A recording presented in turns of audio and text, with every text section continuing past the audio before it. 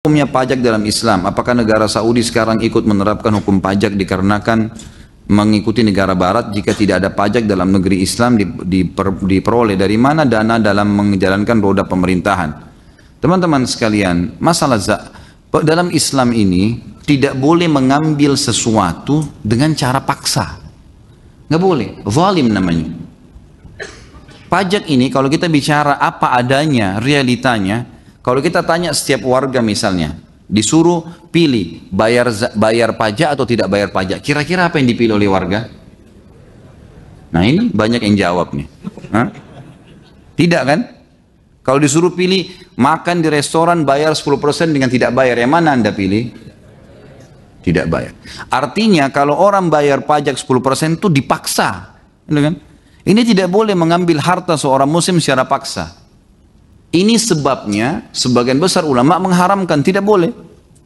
Kecuali kalau strateginya sama dengan Nabi SAW. Nabi SAW kalau ingin membentuk pasukan jihad, ingin berbagi-bagi sedekah, apa yang beliau lakukan? Beliau iklankan.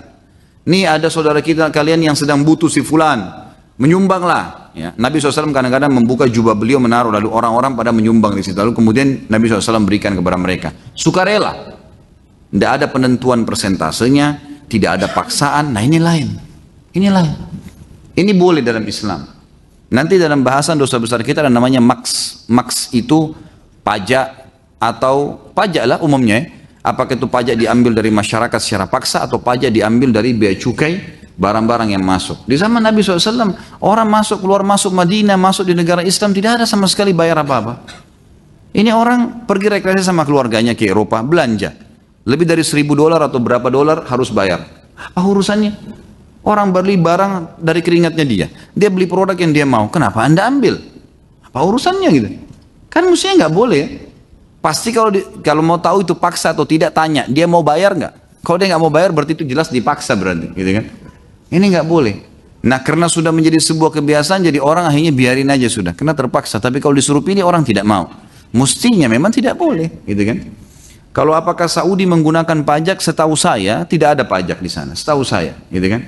Tidak pernah saya selama di sana tuh makan restoran 50 rial, 55 rial misalnya, tambah 10%. Tidak pernah. 50 rial, 50 rial. Notanya itu kita bayar. 10 rial, 10 rial.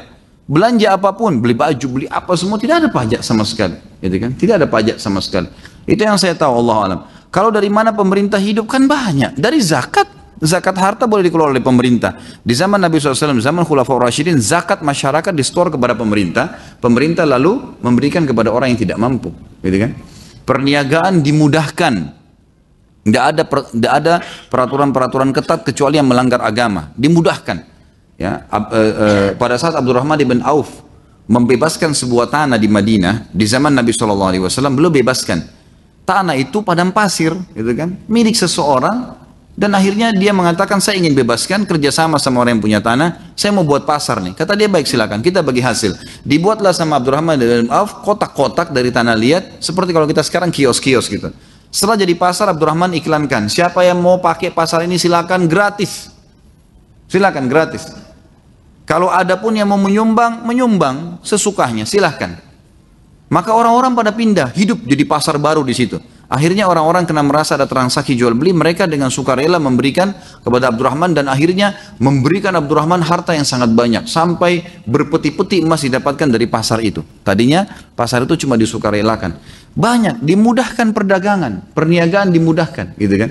Jadi masyarakat tuh hidup. Saya tahu sekarang Cina misalnya, dia pemerintahnya memetak-metak wilayah itu, misal wilayah ini khusus untuk kain misalnya. Kayak kita contoh misalnya Malang ini apa sih spesialisnya? Mungkin orang ahli jahit misalnya. Baik, pemerintah subsidi di sana dana, semua yang berhubungan dengan jahit-jahit, pabriknya segala kain ditaruh di sana. Udah. Seperti itu. Teman-teman saya mengatakan kalau kami sekarang datang ke Cina, kalau dia memang di paspornya tertulis bisnismen, memang dia pedagang, pengusaha, maka di bandara sudah dijemput tuh. Pemerintah Cina jemput di bandara, ditulis namanya. Padahal orang dia bilang saya tidak kenal, tapi sudah ditahu. Dari data visa sudah ditahu kalau ini profesinya orang seperti ini. Dijemput, Anda mau apa nih? Oh saya mau pabrik kain misalnya, ditunjukin. Saya mau ke sini, ditunjukin. Begitu. Jadi langsung dibawa dan akhirnya hidup suasana itu. Hidup suasana transaksi jual beli, akhirnya bisa menguasai dunia. Banyak sumber, gitu kan? Jadi pemberdayaan masyarakat dalam hal yang bisa dikerjasamakan dengan pemerintah dan masyarakat itu bisa. Indonesia ini negara yang luar biasa kayanya, luar biasa kayanya. Cuma sayangnya beberapa ya elemen saja yang tidak bertanggung jawab dan tidak tahu kalau mereka bertanggung jawab hari kiamat yang menyalahgunakan masalah itu.